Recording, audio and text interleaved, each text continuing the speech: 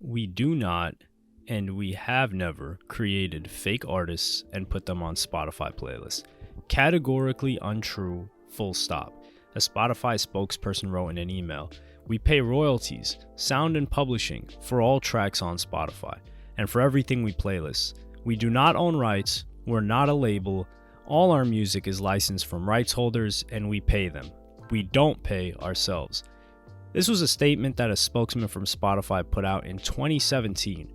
But what would make Spotify feel the need to address publicly the accusation of not only creating fake artists, but also playlisting them and somehow paying themselves money from that revenue?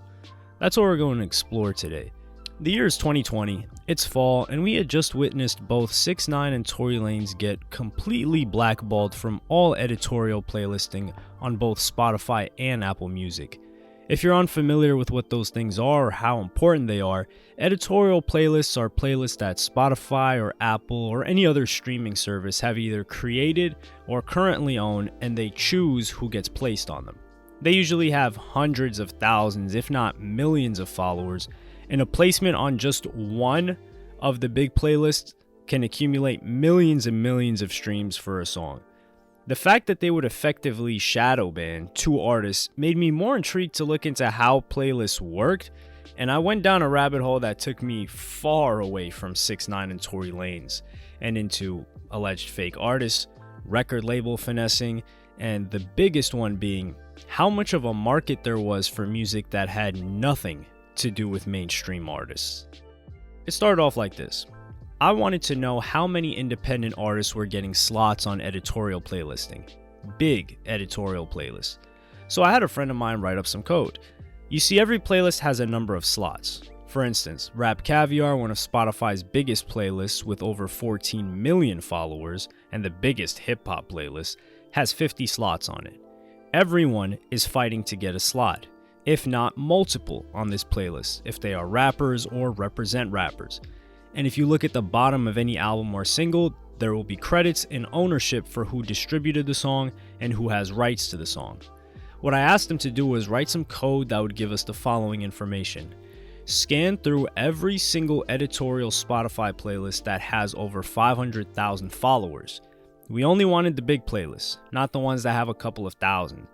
Dismiss any playlists that have "this is underscore" or "I love my genre/era" playlists. For example, there's a Spotify playlist called "This is XXXTentacion" or "This is Drake," and for many other artists. Of course, all of these will be songs by said artist and owned by their label. Some of them are even algorithmic if you start talking about XXX Radio or Drake Radio. They would skew the results.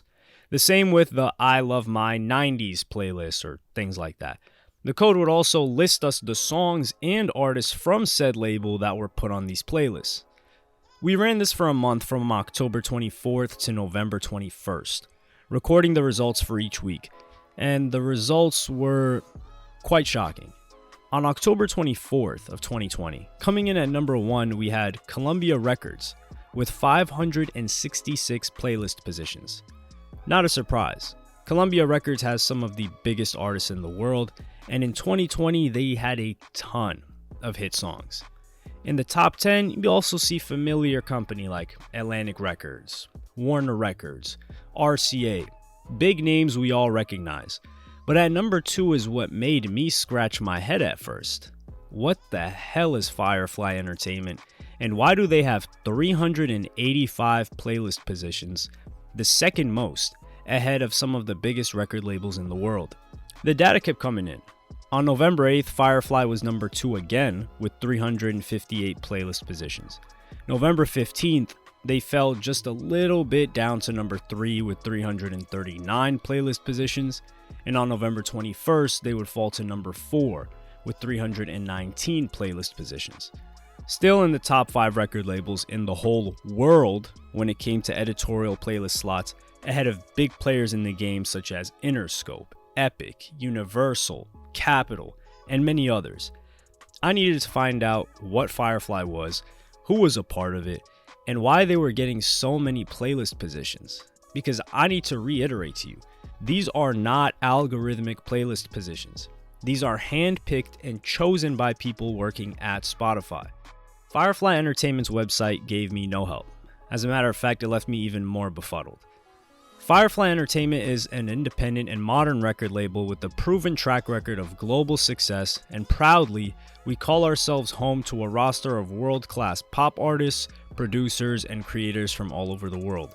Our love for giving people their everyday soundtrack led us to develop Firefly Wellness, a vast collection of instrumental tracks for lifestyle and health. We have a growing catalog of over 7,000 tracks and achieved over 5 billion streams globally. Firefly Entertainment is a global company formed in 2010 with our headquarters in Sweden.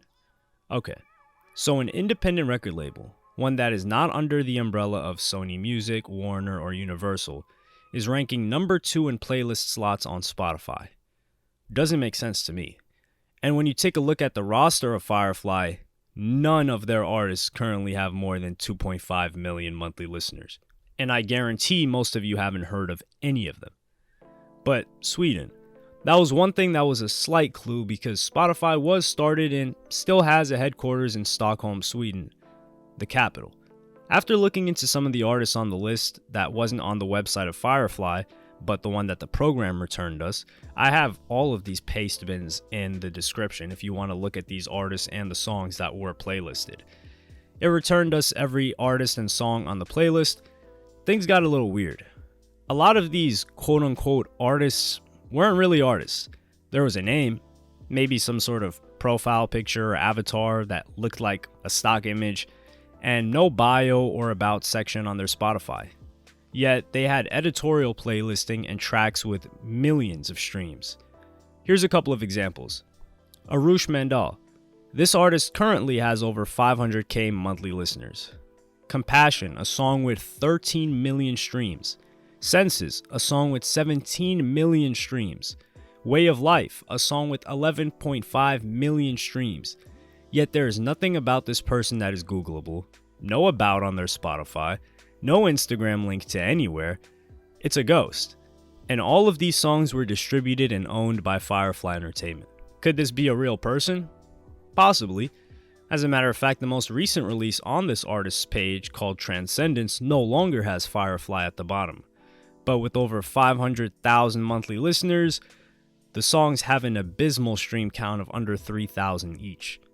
Some of the editorial playlists that this artist was found on were the following: Sleep, with over 4.5 million followers. Sueño Profundo, with over 1.6 million followers, which is just another sleep playlist. Stress Relief, with over 1 million followers, and many others. How about Eric Reno? 160,000 monthly listeners with well over 6 songs in the millions of views, a profile picture of some nature, no about page, no information about him on the internet, and no release of music since 2020. Some of the playlists that these songs were on are the following: Deep Focus, with over 3.6 million followers, Ambient Relaxation, with over 1 million followers, and many other Spotify editorial playlists with under 500k followers. The original expose was done in an August 2016 article on Music Business Worldwide titled, "Spotify is making its own records and putting them on playlists." Quite a bold claim to make. Multiple cast iron sources have informed us that, in recent months, Daniel Ek's company has been paying producers to create tracks within specific musical guidelines. We're also hearing that these producers receive a flat fee for their work, in addition to studio and musician expenses, but Spotify holds on to the master copyright. Publishing rights, we understand, may be up for grabs. These fake artists are credited on Spotify with owning their own master rights. That is not the case for Firefly Entertainment artists, which we'll circle back to later. But they don't, because they're made-up people. They go on to say, MBW understands that Spotify is instructing producers to create tracks, typically without vocals, which fit certain genres and themes, including jazz, chill, and peaceful piano playing. Why would Spotify be instructing producers to write and record tracks of this nature? Bingo. To appear on some of its relaxing first-party playlists, which boast millions of followers between them. MBW is 100% sure that these tracks exist. We've even heard some of them. We promised our sources we wouldn't tell you who the fake artist names are, so we won't. but we can tell you that we're aware of 5 Spotify-owned tracks that each have more than 500,000 streams and one with over 1 million. Even the majors don't know about this, one source told them. If they did, it would be bound to cause some interesting debate, especially during licensing negotiation time. This was the first public rumbling of fake artists, and I don't think it quite captured the extent to which this goes. The questions that are likely running through your mind are, why would Spotify do something like this? What do they have to benefit from it? Well, keep in mind this was 2016, so this has probably been going on since 2014 or 15. The future of streaming was shaky, from the perspective of record labels. Streaming only made up $4.7 billion in revenue for the music industry in 2016, which pales in comparison to the whopping nearly $17 billion in revenue streaming generated for the music industry in 2021, nearly 4 times over. And the future was also shaky with record labels. What if they pulled their catalogs? There was licensing negotiations going on. What if their monetary demands from Spotify to allow them to keep their music streaming in their library was too high? They would sensibly need something to offset that. Don't put all your eggs in one basket type of thinking. Especially because in 2016, there was a period of time where Spotify was out of contract with all 3 major labels, Sony, Warner, and Universal, for the 55% revenue share they paid to music rights holders. One huge example of this was when Spotify decided to blackball none other than Katy Perry. We'll dive deeper into this topic in a future video, but you remember in 2016, the era where rappers and musicians were constantly getting exclusive releases on platforms like Tidal, Apple, or Spotify, and how that suddenly one day, poof, just ended. Well, Spotify, while in negotiations, decided to show how much power they wield. And when Katy Perry released her song Rise, we'd find out. It was written with the Olympics in mind, and it was set to be the Olympics song, and wouldn't be released on Spotify until a week after it had been on iTunes and Apple Music. It debuted at number 11 on the Hot 100, but it plummeted soon after. Despite being featured consistently through NBC's coverage of the Olympics, you can't get a better sync deal than that. Rise did not get a spot on a Spotify editorial playlist until a month after it was released, and it was on a 443,000 follower playlist at the time called Spotify Pops Rising, for a song that had just flopped a month after, and by a superstar Katy Perry nonetheless. Putting it on Pops Rising was more so just making a statement. The single flopped. This is possibly where the whole fake artist thing started. This is my personal belief. Spotify saw what people were searching for on their platform. They saw this massive rise in people looking for mood music, whether it was soothing baby music, white noise to go to sleep to, music to go to sleep to, classical, study music, any number of other keywords. So they began creating playlists for them. At the same time, there was pressure from all these exclusive deals, and record labels could have potentially pulled their catalogs. There was only one problem though. With all these playlists created, and there being 50 slots on each playlist, they needed to fill these slots up with tracks. And it looks odd if all 50 slots are by one artist or two. So what I think they did is Spotify, or a company closely affiliated with Spotify, commissioned artists to create this type of music. They bought it from them, they labeled them with quote-unquote fake artist names, and threw them on these playlists to satisfy the demand from Spotify users for this type of music. Another company that had a similar output as Firefly Entertainment, although didn't get as much playlisting, was Epidemic Sound. Some of you may have heard of it. In the 2020 data that I collected, they were in the top 10 record labels with slots on Spotify editorial playlists. They're based in Stockholm, Sweden, and are a royalty-free soundtrack company. Basically, you pay a monthly fee to access their music library, and you have the rights to use their music for commercial purposes. The way they do this is by commissioning artists to create music, and they pay them upfront for the full rights. That way they can do whatever they want with it. Well, there was a rumor that Epidemic Sound was another company pushing quote-unquote fake artists. So much so that a record label executive was upset by what they were doing. It had come out that Swedish production duo, Quiz and LaRossi, were behind creating the music for at least 50 different fake artists. The thought process for people investigating this was, what if Spotify is commissioning Epidemic Sound to create these songs with the intention or guarantee of them being placed on these playlists that have millions of followers? It would be in both of their best interests. Epidemic Sound makes their money from the subscriptions, so this would be bonus money. And Spotify could theoretically collect 100% of the streaming revenue since none is given to the artist who originally created it. The CEO and co-founder of Epidemic Sound, Oscar Hoagland, who started off as a music producer himself, responded to these allegations, saying the following: "It is correct that some of the composers on your list work with Epidemic Sound. The music that they produce was not commissioned by Spotify, and these are certainly not fake artists. That term is offensive. These are professional composers who earn a living by creating quality music, as is often the case with songwriters and indeed mainstream pop acts. Some composers choose to work under their real names, while some prefer to use pseudonyms. Epidemic Sound has been making music for almost 10 years. Our tracks generate more than 10 billion views per month on YouTube and Facebook alone. Consequently, we receive many requests for our music to become available via streaming platforms. 12 months ago, we started to distribute some of our music via Spotify. This is a great platform for composers as it increases their income and gives them the recognition they deserve." One question is, why did they distribute it via Spotify and not all streaming platforms? The tracks are of a very high quality, and as a result are picked up by the curators at Spotify for their playlists. We and our composers are proud that the songs feature on these playlists. When it comes to the quality of the music, he's not lying. There have been plenty of people praising how great the composers were of the classical tracks and many of the other music that is put on these playlists. The one thing that was slightly fishy at the time was that Epidemic Sound, like I said, was only on Spotify. Why would they limit themselves to just one platform when they could distribute it to Apple Music as well? And if they weren't directly commissioned by Spotify or had some exclusive deal with them, they would have no reason not to have it on every platform. Since then, things have changed and their catalog is available on Apple Music. But that doesn't mean there wasn't a link between Spotify and Epidemic Sound outside of them both starting out in Sweden. In 2014, Epidemic Sound received a $5 million investment from a Swedish venture capital firm by the name of Creandum. This company is invested in many technology companies and apps, some really big ones being Depop, that started off as a clothing marketplace between users, Klarna, the company that allows people to split payments when they buy products online, and Kahoot, the online learning platform.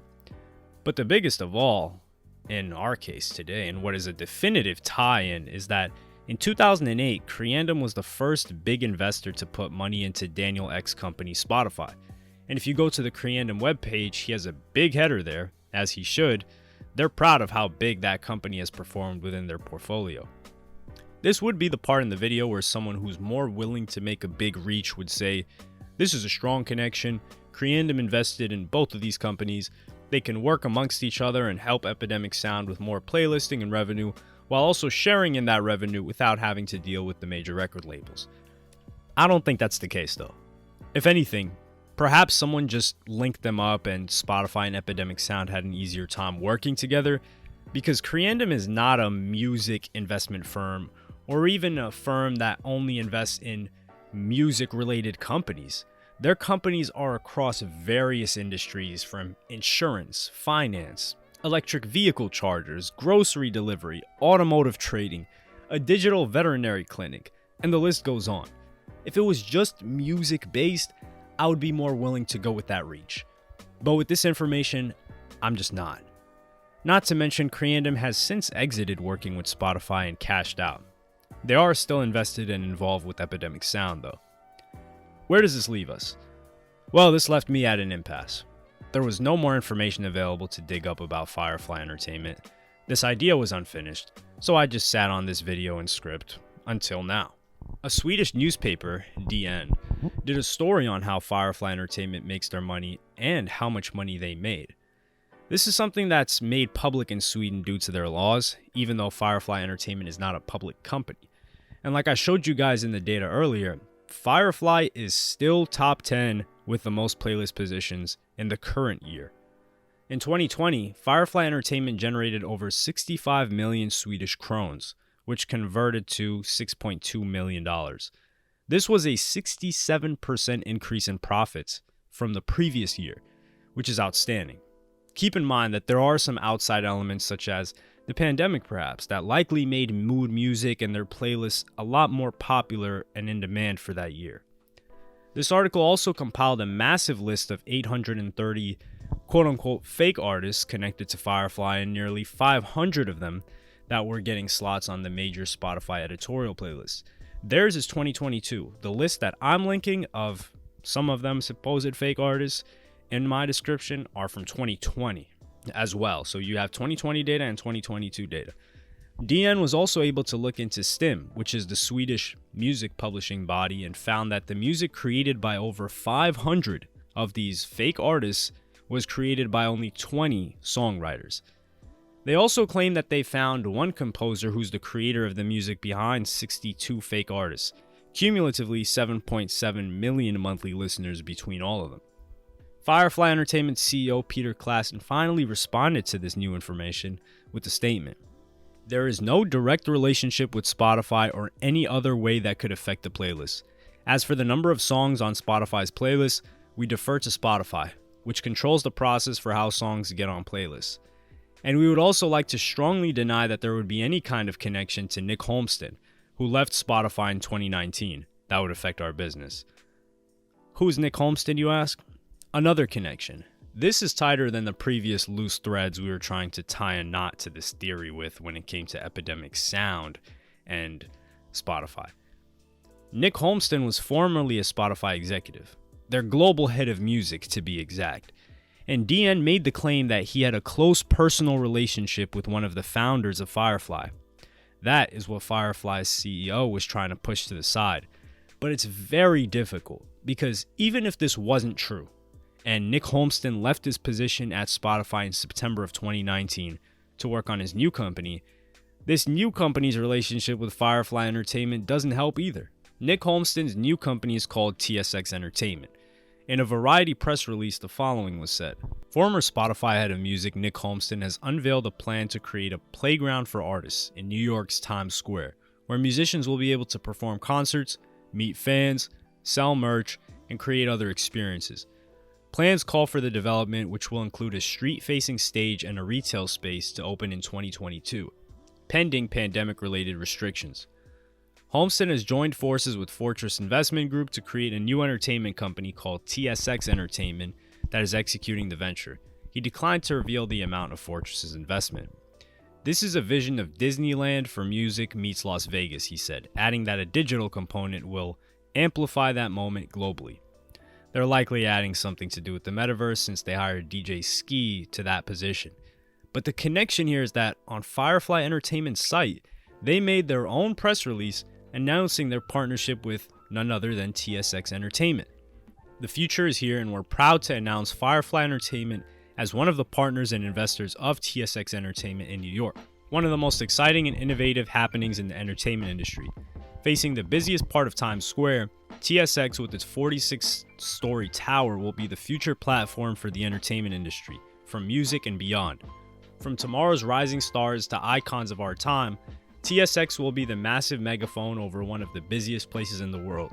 With a stage fronting Times Square, hotels, retail space, food and beverage, TSX creates the space for artists, fans, and the industry to meet, grow, and build history together. If you're thinking about releasing anything in pop culture, I'm not just talking about music. If you want to cut through, you really need to think about, how do I make that moment the biggest ever? How do we create the biggest megaphone ever? We do it at the most traffic corner in the universe that everybody knows. Times Square is one of a kind. Hell, what a partnership statement to make. If this isn't proof enough that Nick Holmstead clearly had a strong relationship with Firefly over the years before he left, I don't know what is. It isn't definitive that he was giving them preferred playlisting, or that he paid Firefly to create songs for these playlists, but at the very least, it looks like that when you put all of the other fishy pieces together. Firefly isn't the only mood music company that's creating fake artists, though. Epidemic Sound, which we covered earlier, is another, but Chill Me is one that we need to talk about. On March 27th, another Swedish paper, SvD, did an expose on Christer Sandlin, or Christer. On Spotify, 2,500 songs of his label's catalog have a total of over 2.5 billion streams. which is on average 1 million streams per song. The annual revenue reports say that for the past 5 years, Chill Me has generated anywhere between $540,000 to 1.7 million. But the question is, were all of these songs and artists created by one man? Well, if we were to follow Kanye West's formula of 5 beats a day for 3 summers, that would leave Sandlin with 1350 songs, and assuming he's making more songs than just in the summer, it's all the way possible. The most important publishing in this piece was that SVD stated as fact that Krister Sandlin and his company Chill Me was commissioned directly by Spotify in 2015 to create instrumental music for their chill and mood playlists. They went on to say, these tracks soon appeared in playlists specifically designed to be in the background when studying, meditating, or sleeping. That's all we needed to know right there. Everything lined up. If they were paying Chill Me, or at least requesting music, then it makes perfect sense similar deals were put in place for Epidemic Sound and Firefly that got way more playlisting slots and a bigger catalog of music.